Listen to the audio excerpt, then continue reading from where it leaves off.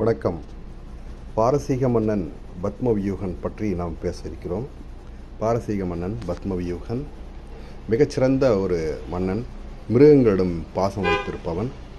அதேபோல் அவன் ஒரு 4 குதிரையை வளர்த்து வந்தான். அந்த 4 குதிரை யாரையும் சேர்க்காமல் அவர்கள் மீது வெறுப்பை காட்டியது. அனைவரையும் அவர் முதுகில் ஏறுபவர்களை கீழே தள்ளி கை கால்களை உடைத்து கொண்டிருந்தது. அதை அப்படியாவது அடக்குபவர்களுக்கு 1000 பொற்காசு என்று அறிவிப்பு செய்தான். அந்த நேரத்தில் பலரும் வந்து கை கால்களை உடைத்து கொண்டு சென்றனர்.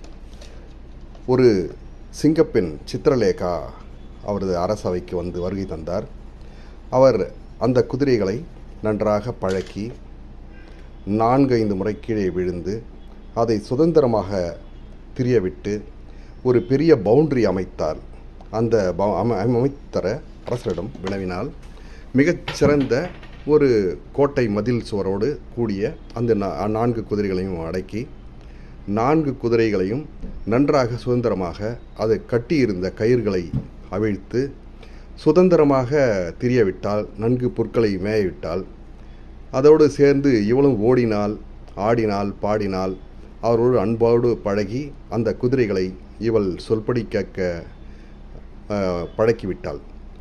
அதேபோல் அரசர் 6 மாதம் கழித்து வருகை தரும்போது அந்த குதிரை இவள் சொல்வதை கேட்டு மிகவும் அடங்கி அற்புதமாக சேவை செய்து வந்தாள். அதை அரசருடைய முதல் முக்கியமான கட்டளையே அந்த குதிரையை அடிக்கக்கூடாது, அன்போடு பழக்க வேண்டும் என்பதுதான். அன்போடு பழக்கினால் கண்டிப்பாக மிருகங்களும் நம் வசமாகும் என்பது திண்ணம். இதே போன்று நாம் குழந்தைகளையும் அதிகமாக அவர்களை அடக்காமல் அன்போடு பழக்கி அன்போடு நாம் வளர்த்து வந்தால் நாம் சொற்படி அவர்கள் கேட்பார்கள். எப்போதும் குழந்தைகள் கெட்ட வார்த்தைகளை பேசுவதில்லை, கேட்ட வார்த்தைகளை மட்டுமே பேசுகிறார்கள். அதேபோல் அடம் பிடிப்பதும் நாம் அவர்களை அடம் பிடிக்காமல் அவர்களை அழகாக பழக்குவதிலும் நம்ம கைத்தேர்ந்தவர்களாக மாற அவர்களோடு அன்போடு பழகுவோம். குழந்தைகளை நமது வளர்ச்சி பாதைக்கு அழைத்துச் செல்வோம்.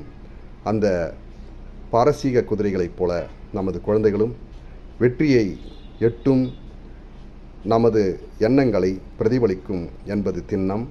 குழந்தைகளை அன்போடு வளர்ப்போம். குழந்தைகளோடு அன்போடு பழகுவோம்.